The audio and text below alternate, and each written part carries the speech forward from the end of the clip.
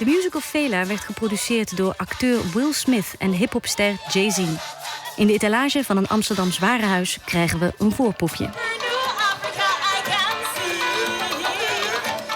De regie is in handen van wereldberoemd choreograaf Bill T. Jones. Dr. Jones! Dr. Jones!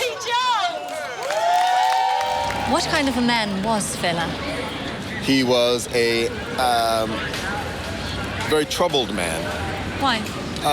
Because I believe that he had many questions about life that he could only express in a very limited way, his music. But I think it was a more complicated relationship to his mother, a more complicated relationship to his nationality, his sexuality. All of those things were very complicated. But he was an icon, a rock musician icon first. And to be a rock musician icon, you get a bit more flat. That is what is interesting about him, because you sense there's a whole human being inside of a very strict persona. Een icoon met een ingewikkelde persoonlijkheid, maar ook controversieel. Fela kreeg heel wat kritiek toen hij op één dag trouwde met maar liefst 27 vrouwen. Hij noemde ze zijn queens. Sometimes he said he did it for political reasons, to protest the elite and their highest Christian values. He did it because it was an authentic thing for an African man to do. He said African men by nature, they're polygamous.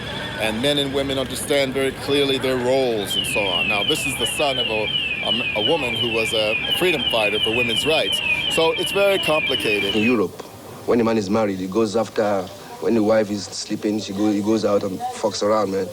You should bring the women to the house, man, and live with him. And stop running around the streets.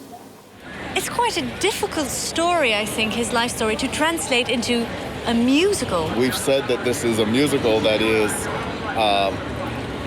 in a way, looking at a certain type of life, the life of a rock musician.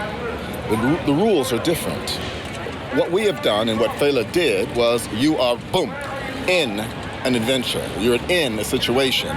And he's yelling at you and he's telling you to stand up and do things and people are around you dancing and all. Well, that for me is a very exciting extension of the notion of musical theater.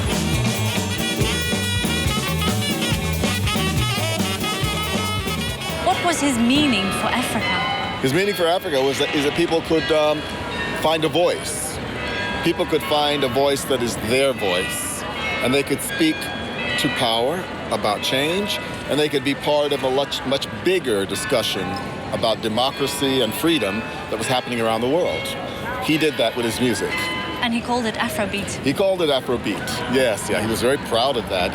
As you know, it was a combination of American funk and traditional high life and something else, jazz. He loved jazz and he loved Frank Sinatra. Did he? Yes, he did. His notion of style came from Frank Sinatra. He looks like Elvis a bit, but his way of thinking, he was elegant like Frank Sinatra. Wow. The coolest man to ever walk the planet, he said.